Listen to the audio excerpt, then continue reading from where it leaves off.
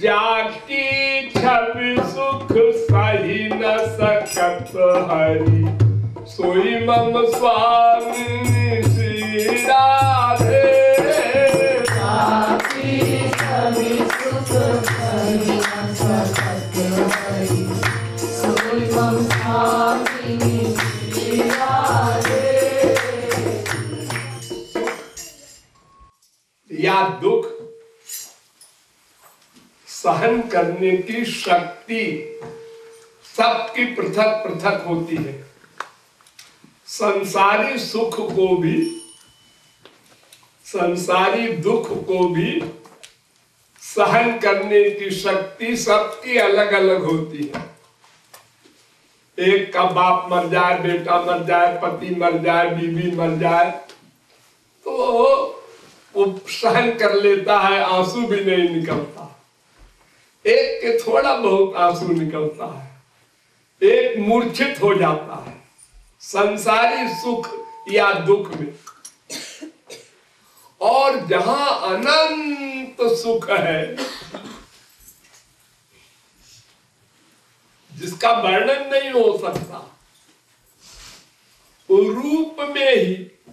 और फिर श्रृंगार युक्त किशोरी जी जब खड़ी होती हैं 16 श्रृंगार युक्त, तो उस सुख को अनंत आनंद सिंधु वाले श्री कृष्ण भी सह नहीं पाते, मूर्छित हो जाते हैं। श्री कृष्ण के शरीर के सौंदर्य को देखकर बड़े बड़े ब्रह्मादिक, शंकरादिक, सनकादिक, जनकादिक, शुकादिक, व्यासादिक परमहंस मूर्छित हो जाते हैं। वे श्री कृष्ण किशोरी जी की छवि को देखकर उस सुख को सह नहीं सकते, मूर्छित हो जाते हैं। ए बाबा, जाकी छवि सुख सही न सकत हरि, जाकी छवि सुख सही न सकत हरि, सोई मम स्वामी श्री राधे। जाकी छवि सुख सही न सकत हरि, सोई मम स्वामी श्री राधे। जाकी छवि सुख, पागल हो जाते, आनंद में डूब जाते, ऐसा नहीं। आप अगर किशोरी जी को देखते तो एक कॉमन दिखाई पड़ती, जैसे सब लड़कियां होती हैं। क्यों? इसलिए कि किशोरी जी का जो स्वरूप है, शरीर है, वो चिदानंदमय है। और चिदानंदमय देह को देखने के लिए चिदानंदमय आंख चाहिए। आपकी आंख मटेरियल है, पंच महाभूत की है, ये पंच महाभूत का सामान देख सकती है। पृथ्वी, जल, तेज, वायु, आकाश, ये 5 तत्व से संसार बना है, सबका शरीर बना है इसी से। तो संसार में जितनी स्त्रियां हैं उनका शरीर तो आप देख सकते हैं इस आंख से, स्वर्ग का शरीर भी नहीं देख सकते। भगवान भगवान को छोड़ो, स्वर्ग के देवताओं का शरीर भी आप नहीं देख सकते इस आंख से। वो यहां खड़े हो और आप देखें, कुछ नहीं दिखाई पड़ेगा। और स्वर्ग के शरीर को, जैसे उर्वशी है, मेनका है, इंद्राणी है, ये जो स्त्रियां हैं स्वर्ग की, उनके शरीर को देखने के लिए दिव्य दृष्टि चाहिए। और फिर भी आप उनके शरीर के सौंदर्य को आप सह नहीं सकते, इतनी पावर नहीं है आप में। ये भक्त जो भगवान के सौंदर्य के रस को सह लेता है, उसको योग माया की शक्ति मिली होती है। उस योग माया की शक्ति में ये कमाल है कि अनंत सुख को कंट्रोल कर लेती है।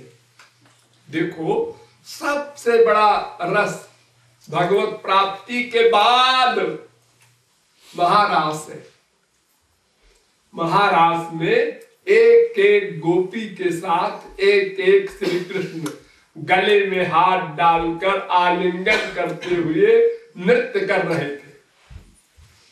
और किसी गोपी का न पैर गड़बड़ हुआ, न श्री कृष्ण का पैर गड़बड़ हुआ डांस में। सब स्वर ताल, जैसे हमारे आप संसार में देखते हैं आप लोग पिक्चर वगैरह में कि सब स्वर ताल के साथ डांस होता है होश में, ऐसे ही लग रहा था वो। और सब बेहोश थे, इतने बेहोश थे कि एक गोपी श्री कृष्ण के गले में हाथ डालकर डांस कर रही है, लेकिन वो देख रही है, वो समझ रही है और रियलाइज कर रही है कि श्री कृष्ण केवल मेरे साथ है और किसी गोपी के साथ नहीं।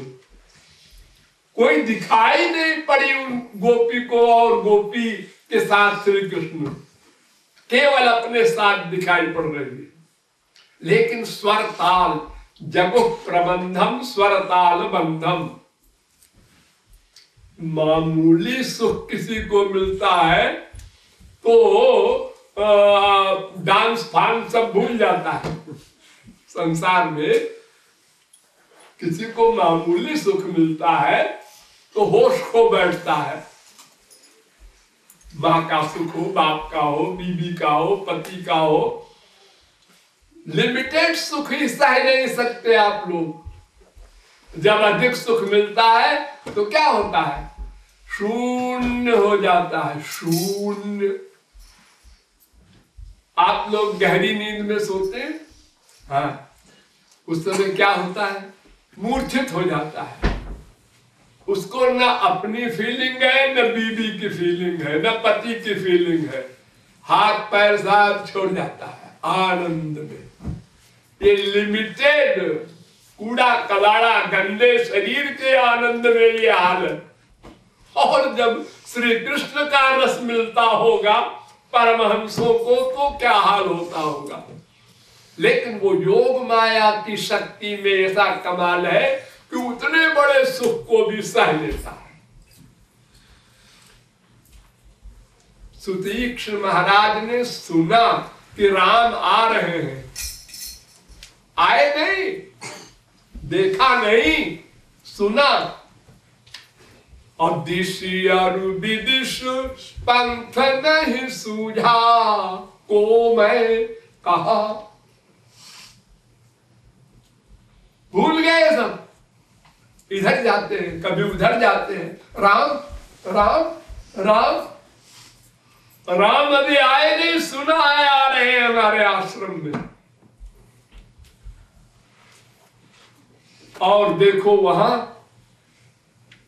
राम सीताराम बैठे हैं सिंहासन पर अयोध्या में, और लक्ष्मण भरत हनुमान जी सब सेवा कर रहे हैं।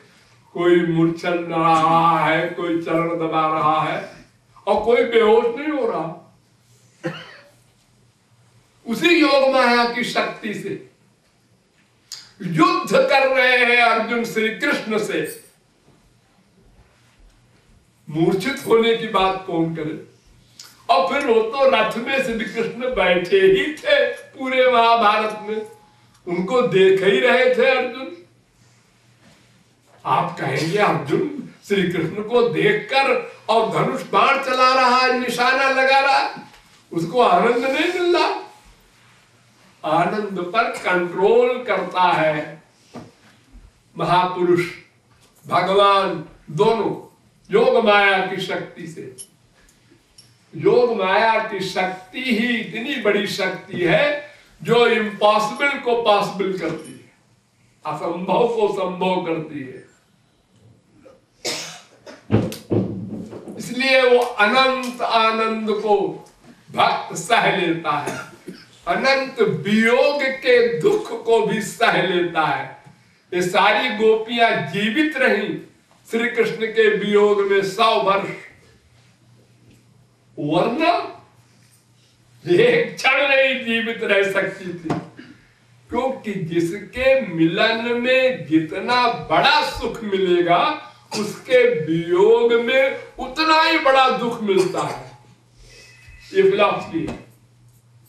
देखो, संसार में किसी का पति मरता है तो सबसे बड़ा दुख बीवी को होगा, उससे कम दुख बेटे को होगा, उससे कम दुख दोस्त को होगा, उससे कम दुख नौकर को होगा, और पड़ोसी को न दुख होगा न सुख होगा।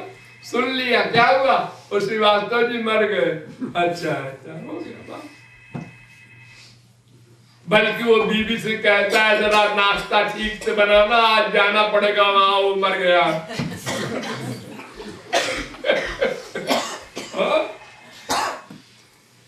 तो जिसके मिलने पर जितना बड़ा सुख होगा उसके वियोग में उतना ही बड़ा दुख होगा। तो चूंकि भगवान के मिलन में अनलिमिटेड आनंद मिलता है, अनंत हैप्पीनेस, तो उनके वियोग में उतना ही बड़ा दुख मिलता है। लेकिन उस दुख में अनंत आनंद का मिक्सचर होता है। ध्यान दो, संसार के वियोग में मिलन का मिक्सचर नहीं होता। रो रहा है, दुख ही दुख मिल रहा है वियोग में। लेकिन भगवान के वियोग में केवल दुख नहीं मिलता, उसमें अनंत आनंद का मिक्सचर होता है। इसलिए वियोग को संयोग से बड़ा मानते हैं संत लोग। संगम विरह विकल्पे बर्मिह विरमो न संगमस्तस्मात्। संग में तो अपना प्रियतम एक जगह दिखाई पड़ता है, ए सामने बैठा है, ए बैठा है, और वियोग में त्रिभुवनमपि तन्मयम् विरहे। बाटन में, घाटन में, बीथिन में, बागन में, वृक्षन में, बेलिन में, वाटिका में, वन में, दरन में, दीवारन में, देहरी दरीचन में, हीरन में, हारन में, भूषण में, तन में, गोकुल में, गायन में, गोपिन में, गोधन में, या ही ब्रजमंडल के रेणु में, कन में, जहां जहां देखूं तहां श्याम ही दिखाई दे। मेरो श्याम छाए रहो नैनन में, मन में। वियोग में ये रस मिलता है।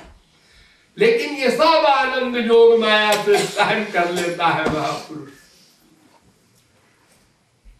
इसलिए महापुरुष के लिए असंभव नहीं है, वो सहन भी कर ले और ना सहन करे तो मूर्छित भी हो जाए।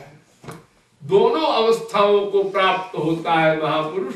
उसे कहते हैं निर्विकल्प समाधि, सविकल्प समाधि।